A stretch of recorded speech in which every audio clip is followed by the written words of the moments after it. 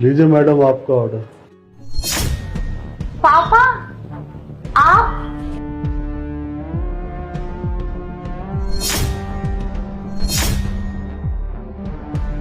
क्या हुआ पापा? आप पीछे क्यों हट गए? मैडम ये आप अपना ऑर्डर लीजिए और पेमेंट कीजिए, मुझे और भी डिलीवरी देने जाना है।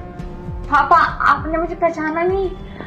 मैं आपकी बेटी रोशनी। मेरी बात ना कान खोलकर सुन ले, शादी तेरी वही होगी जहाँ मैं चाहूंगा। मैं ना अपने दोस्त को जबान दे चुका हूँ, इसलिए ना इधर उधर के ना ख्याल छोड़ दे। पापा, मैं शादी करूंगी ना तो सिर्फ और सिर्फ दानिश से ही। मैं प्यार करती हूँ उससे। मैं आपके पसंद के लड़के से शादी बिल्कुल भी नहीं करूंगी। अरे तू अपनी जिंदगी क्यों बर्बाद करने में लगी है? उस फक्कड़ के पास है ही क्या तेरे देने के लिए? वो बहुत अच्छा है, आप समझ क्यों नहीं रहे हैं?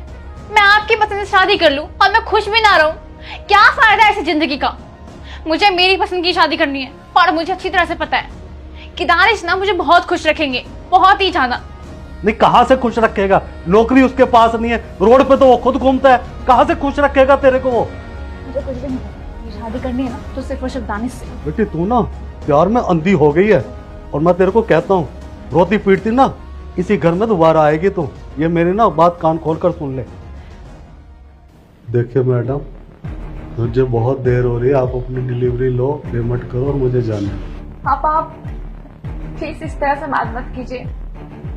हाँ, मुझे पता है कि मुझसे गलती हुई थी 5 साल पहले, मगर उस बात को बीते हुए 5 साल हो गए।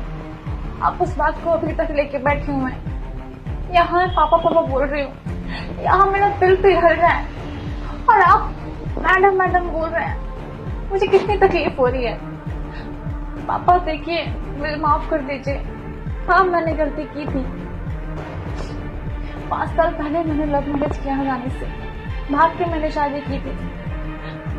पर पापा प्लीज मुझे माफ कर दीजिए, और प्लीज इस तरह से मुझसे बात मत कीजिए। मुझसे बर्दाश्त नहीं हो रहा है। प्लीज पापा, आप अंदर आइए ना, बैठ के बात करते हैं। पापा प्लीज आखिरी चांस दे दीजिए ना। हाँ, आइए। चलिए पापा।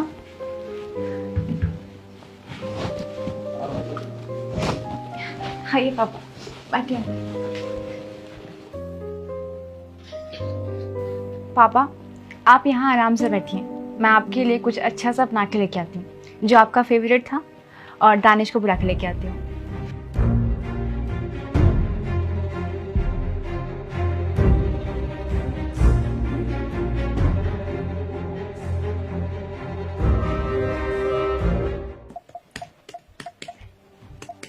दानिश, पापा आए हैं। पापा? हाँ, जल्दी चलिए ना बाहर।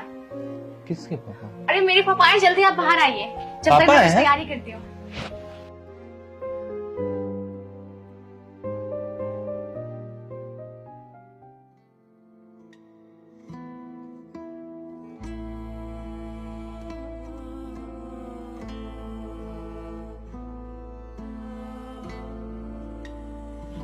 बेटे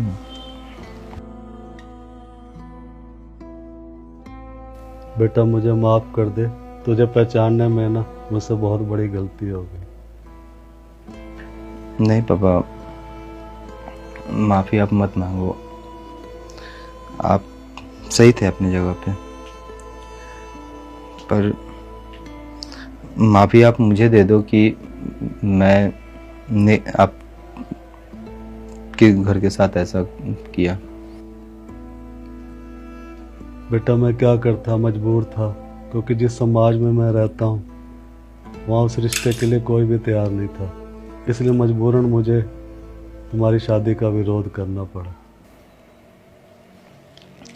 नहीं पापा, ऐसी बात नहीं है, बस मैं समझ सकता हूँ आपकी बातों को।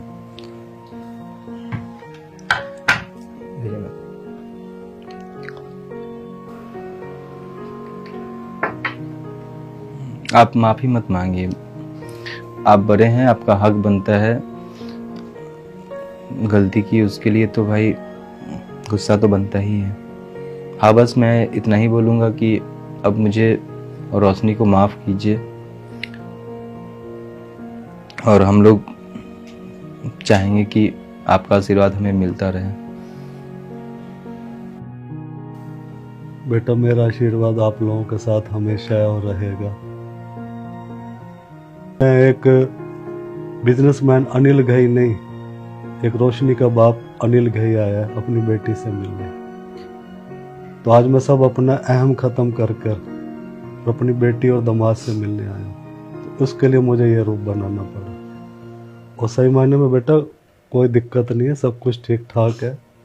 आज भी मेरी कंपनी वैसे ही चल रही है, कोई किसी तरीके की परेशानी नहीं है। आप बस एक बार फ़ोन कर देते, हमें तो इस बात का डर था कि हम आपका सामना कैसे करेंगे। बेटा, जो डर तेरे अंदर था वही डर मेरे अंदर था।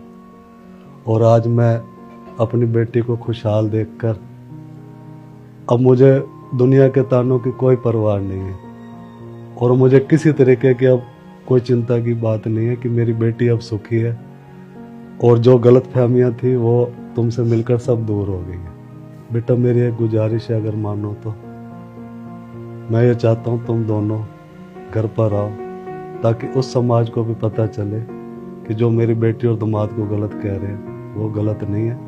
सही मायने में गलत मैं ही था, मैं तुम लोगों को नहीं पहचान पाया। बेटा, मैं एक बार चाहूँगा कि तुम दोनों मेरे साथ चलो, अपने घर चलो। बिल्कुल, मैं चलूँगा अपने। आप जब तक